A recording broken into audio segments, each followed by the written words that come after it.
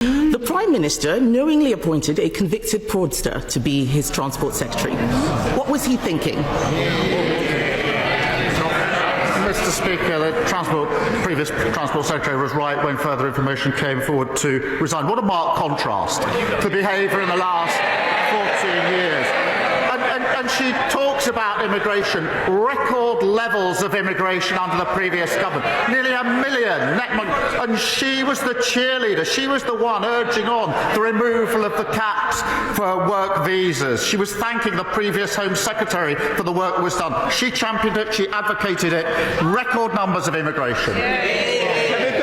Mr. Speaker, he's obfuscating, but I'm going to keep him on the topic. He owes the House an explanation. He said that the former Transport Secretary was only asked to resign after further information came to light. What is that? What was that further information? Exactly.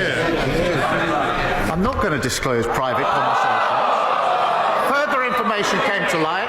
The Justice Secretary resigned. As I say, what a marked contrast.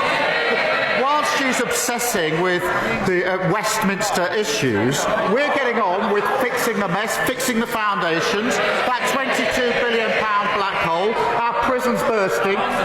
Mr. Speaker, as we found out last week, nearly 1 million net migration numbers because of the Tory open borders policy.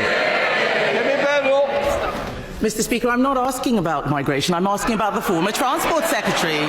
He never answers any questions. He never answers any questions. And it looks like he didn't ask his Transport Secretary any questions either. The truth is, he appointed a person convicted of fraud to the Cabinet. The first thing she did was bung hundreds of millions of pounds in pay rises to her trade union friends.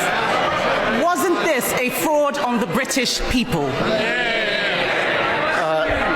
No, Mr. Speaker, she says she's not talking about immigration. I'm not surprised. And I advise her and all of them not to talk about the economy or immigration for another 5 years.